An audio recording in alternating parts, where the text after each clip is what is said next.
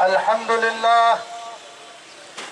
لله وكفى والصلاة والسلام على حبيبه المصطفى الذي أدى الأمانة وبلغ الرسالة ونصح الأمة وجاهد في الله حق جهاده حتى أتاه اليقين من ربه، فصلوات ربي وسلامه عليه. وما لكم لا تقاتلون في سبيل الله والمستضعفين من الرجال والنساء. أيها الإخوة الكرام، جئنا هنا لنقول للعالم أجمع: كفى ظلما، كفى قتلا، كفى تدميرا وتشريدا. أيها الإخوة، جئنا هنا لنقول للعالم أننا فإن جمعية أهل الحديث الباكستان نقف تضامنا مع أهل غزة.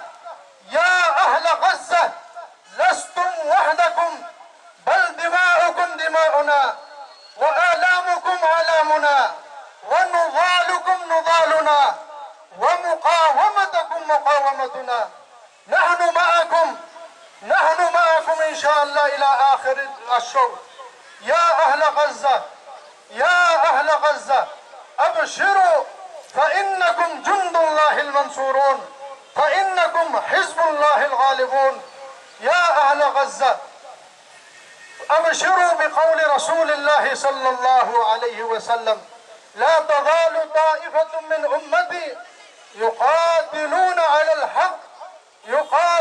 على الحق ظاهرين بأمر الله حتى يأتيهم الساعة. يا أهل غزة، فإن شعب الباكستان معكم، ونقول للعدو الصهيوني: اظلموا بقدر ما تتحمله أنتم وأولادكم وأجيالكم القادمة، فوالله لنا يوم سننتقم فيه عن إخواننا المظلومين، لأن رسولنا الكريم صلى الله عليه وسلم قال: لا تقوم الساعة حتى يقاتل المسلمون اليهود فيختبئ اليهودي وراء الشجر والحجر، فيقول الشجر والحجر: يا مسلم يا عبد الله، تعال ورائي يهودي فاقتله. إن شاء الله سوف ننتقم لإخواننا.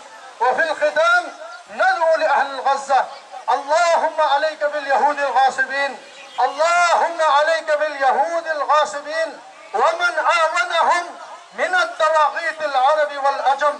اللهم أرنا فيهم عجائب قدرتك. وصلى الله على نبينا محمد.